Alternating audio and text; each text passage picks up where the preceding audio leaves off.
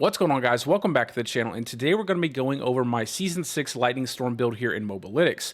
Now, this build is a ton of fun to play, and it is probably one of the best farming builds for the entire season, and it's no slouch in the pit as well, as it can easily clear above a tier 100 if you put the appropriate amount of work into your gear pieces. Now, before we get started, I did want to go ahead and mention that I will be putting out my Tornado build tomorrow, and I actually have the planner already finished and up in Mobalytics, as well as down in the description below with all of my other builds I've made this season, and I am going to be adding a hardcore variation onto that Tornado planner as well. But now that we've gotten all of that out of the way, let's go ahead and pop up some gameplay footage on the screen here and go over the build with you guys. So for our skills, we're going to be using Lightning Storm, Maul, and we're using Maul just to basically keep up our shapeshift buffs.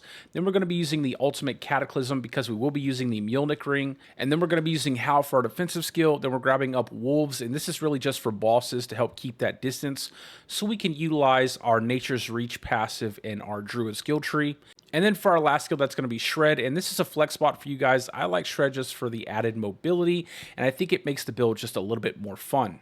Moving on to our Spirit Boons, we're going Weirdness on the Deer. For the Eagle, we're going to be using Swooping Attacks as well as Avian Wrath.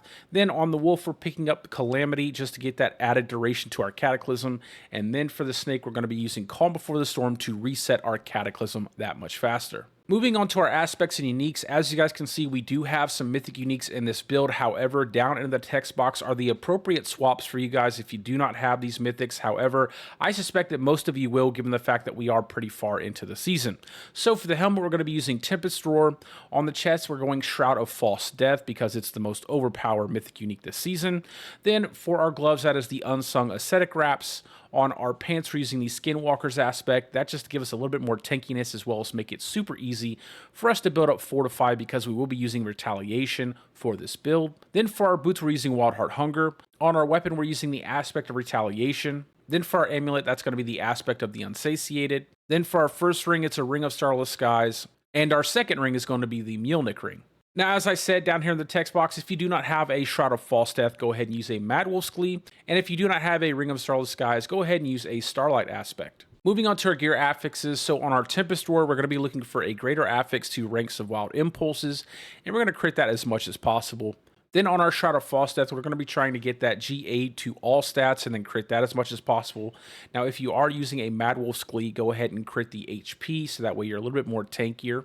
Then for our Unsung Ascetic Wraps, like always, we're going for the GA to Ranks to Lightning Storm and then critting that as much as possible. On the pants, we're going to be looking for a GA to Armor as well as a Fire Resistance and Willpower affix. And then for the Temperings, we're going Total Armor as well as a Lucky Hit chance to freeze our enemies. And then for our Masterwork Temperings, we're going to go all in on Willpower. For our Wild Heart Hunger Boots, this is where we get a lot of survivability, so we're looking for a greater affix to Ranks to Heightened Senses, and then critting that as much as possible. Moving on to our weapon, we're looking for a two-hand staff. However, you can use a two-hand pole arm if you don't have a really good staff.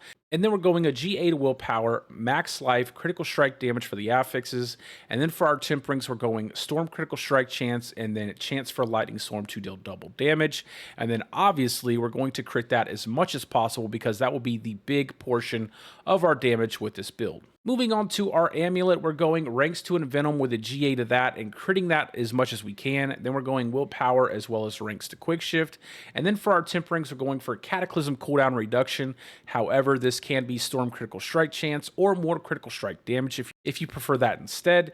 And then for our second Tempering, it is going to be another Total Armor Tempering, just so that way we can reach armor cap with this setup. Then for our Ring of Starless Skies, we're going to be looking for a GA to attack speed and then critting that as much as possible. And then last but not least, our Mjolnir Ring, we're looking for a GA to Endless Tempest and then critting that as well. Moving down to our rune words, I only have one rune word for this build, and that is Zol and Zek. And the reason why is because it can actually be quite difficult to keep your Cataclysm up 100% of the time without the appropriate gear piece as well as the Masterwork crits. So that basically helps you cover that problem. However, if you are pushing Pit, I highly recommend you swap out your Zek rune for a Kree rune to get that nice vortex to pull all the enemies together.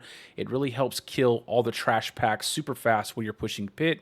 And then if you're farming, go ahead and stick with something like Ohm to get that extra damage with Warcry if you don't have any issues in terms of cooling down your Cataclysm ultimate. And then for our gems, we're going to be using Sapphires on the armor, an Amethyst in the amulet, an Emerald in the first ring, and then a Skull in our second ring, again, just to reach armor cap.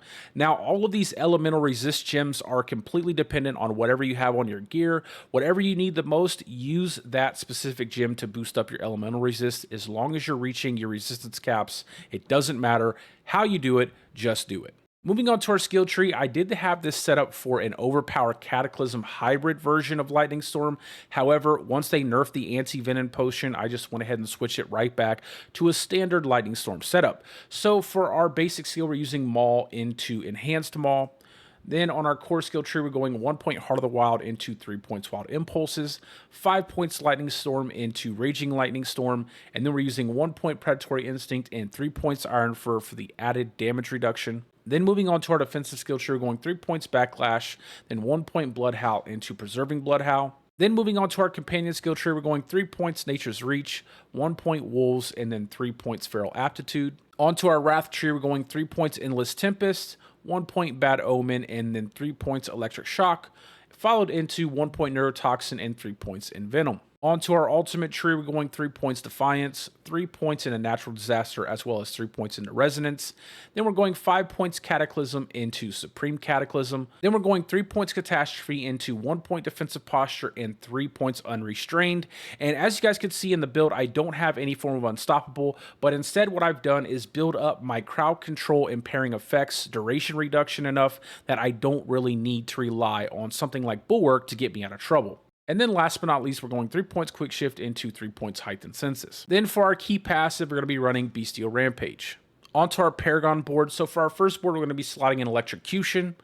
Then onto our second board, that's going to be the Thunderstruck board. We're picking up the Legendary node here, as well as socketing in our Fulminate glyph here. Then moving on to our third board, we're going Lust for Carnage, and we're slotting in Keeper here, as well as picking up the Legendary node because it now gives us that added 50% multiplicative damage bonus. And like I said when we were going over the skill tree, because we are going to be using Unrestrained, we're picking up as much Impairment Reduction magic nodes as well as the Rare node, because that's what's going to keep us from being Chain CC'd. Then moving on to our fourth board, that's going to be the Heightened Malice board.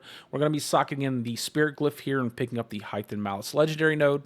And then on to our fifth and final board, that's going to be the Ancestral Guidance board, and we are going to pick up the Legendary node as well as socket in the Earth and Sky glyph here. Now, last but not least, we're going over the Mercenary. Now, like I always say, you use whatever Mercenary you prefer. So for this build, I like to use Varyana as my primary Mercenary because she gives us that attack speed buff. And you'll see we're going to be going Cleave into Hysteria, followed by Bloodthirst into Bloodlust. And then for our Reinforcement Mercenary, I like to use Rahir as well as his Bastion skill because we are going to be channeling Lightning Storm quite a lot, and just having that bubble pop up every now and again so we can sit there, just channel a Lightning Storm and not have to worry about any damage is actually quite nice. But anyways, guys, that's my Lightning Storm build here for Season 6, and like I said, this is probably one of the best farming builds of the season for any class, and honestly probably one of the more fun Druid builds to play as well. Now, like I said at the beginning of the video, I will be putting out my Tornado build probably tomorrow, so do be on the lookout for that if it's something that you're interested in trying out. But let me know what you guys think down in the comment section. If you have any questions whatsoever, go ahead and post them down there, and I will answer them as soon as I see them. But as always, guys, hope you're having a great day or a great night, depending on wherever you're from, and peace out, guys. I will see you in the next one.